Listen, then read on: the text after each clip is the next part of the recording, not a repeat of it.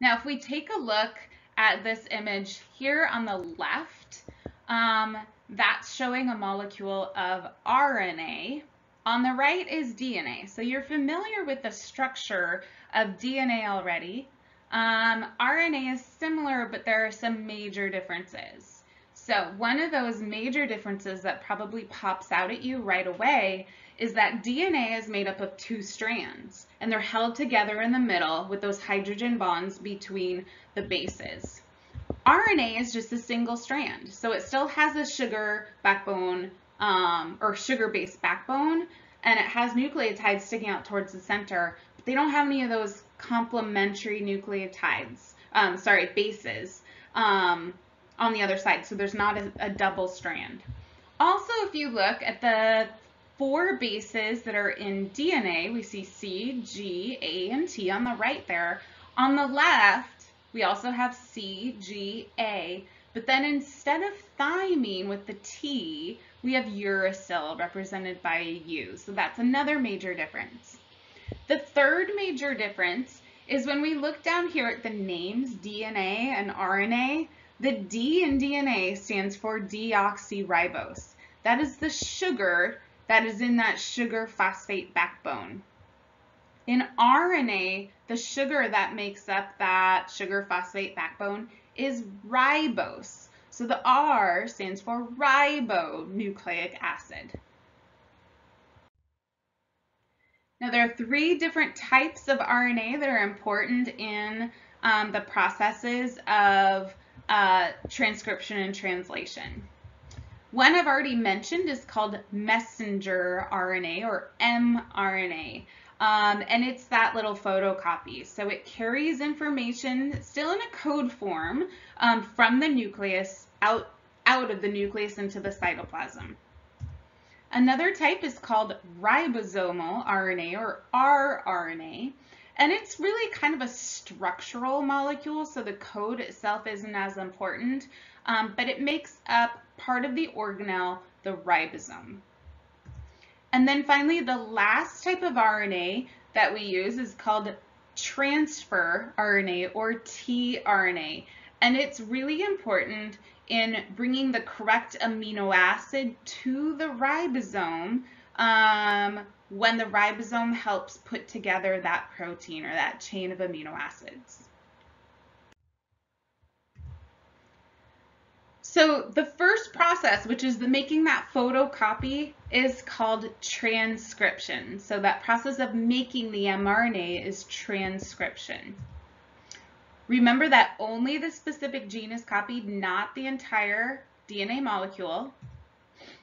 And something that will also come up is the fact that mRNA and actually DNA, we read the code in little 3 nucleotide segments. So I like to think of those as words. So our words are segmented into various lengths of letters. In RNA and DNA, it's always just 3 letters or 3 bases, like AAT is 1 codon or 1 word. DNA never leaves the nucleus. It's the mRNA that's actually able to leave the nucleus and go find a ribosome. So here is the process, if we look at it in animation form, of transcription. The first step is that DNA strand needs to unzip at that location of the gene. Next thing, RNA polymerase. So this is a new enzyme for us.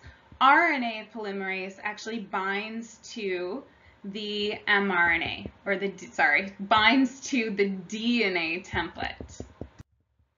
Next thing, RNA polymerase then is able to build this mRNA strand, and it's going to be complementary to the DNA template, but we have to remember that anytime we would normally put a T, we're going to put a U because this is RNA. So there's our mRNA with U's instead of T's. That mRNA copy can now leave the nucleus and go out into the cytoplasm to find a ribosome.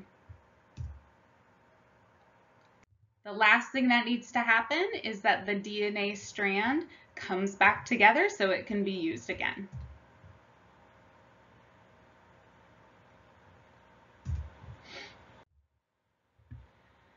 The next really big process here is translation. Going from this code of A's, G's, U's, and C's into actual amino acids. So tRNA is our really important molecule here. If we look, that blue thing on the right, that's our tRNA. And it has an important sequence of bases on it represented by those yellow bases, and that's called an anticodon.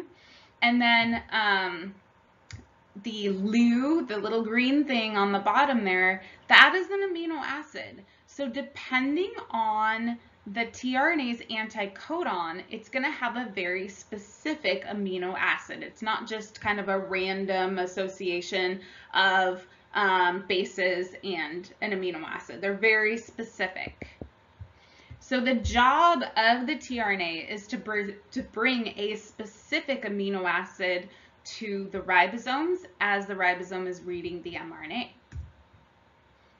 And the anticodon there, those bases represented by the little yellow blocks, those anticodons on the tRNA are complementary to a codon on mRNA. We can see that here. So GAU is complementary to CUA. The ribosome is what makes connections between amino acids. So when another tRNA comes along for the next codon, the ribosome is going to build little bonds between those amino acids to start building that protein.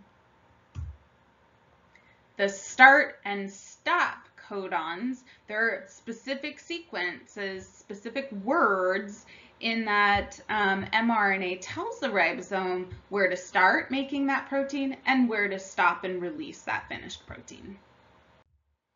So if we look here, I'm going to play a little animation that will show the process of transcription, and it'll go through it twice. It goes through it relatively quickly, so you'll have a chance to see it twice.